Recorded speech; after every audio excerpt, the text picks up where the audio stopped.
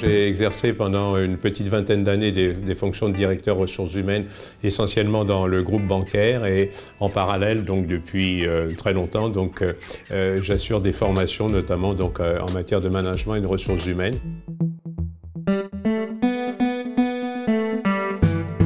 C'est un ouvrage, disons, qui fait, je crois, de façon synthétique et j'espère claire, le recensement des différentes actions qu'il est nécessaire de mener dans le domaine RH avec la description donc, des outils qui sont très généralement utilisés. C'est à la fois pour des praticiens RH et puis des étudiants qui, demain, très probablement,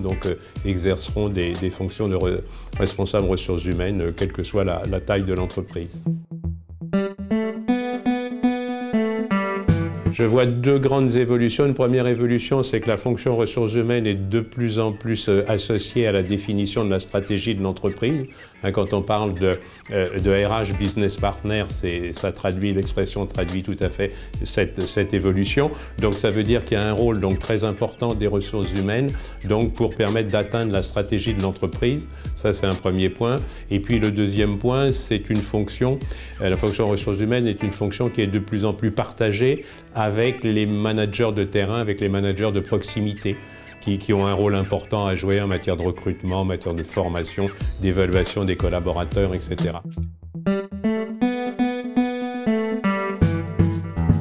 Je leur conseillerais d'être ouverts aux différentes opportunités, étant entendu que d'évidence, mais la fonction ressources humaines est une fonction qui évolue très vite, puisque on est amené à prendre en compte l'évolution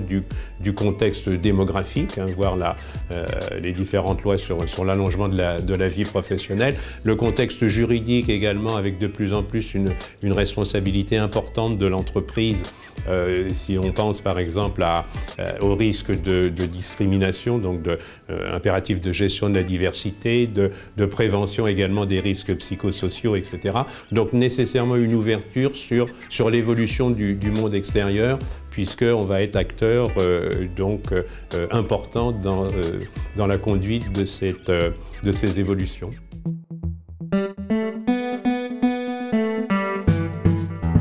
Je pense que c'est un bon type de formation, d'abord parce que on a des formations de base, disons, en grande partie théoriques et puis également axées pratiques sur ce que font les entreprises, et puis également l'immersion, bien évidemment, dans l'entreprise qui peut constituer effectivement peut-être une pré-embauche ou en tout cas une bonne compréhension de ce qu'est l'entreprise, de ses acteurs, de ce qu'il faut faire et pas faire, et je pense que c'est réellement une voie d'avenir pour une meilleure intégration et si possible rapide dans le monde du travail.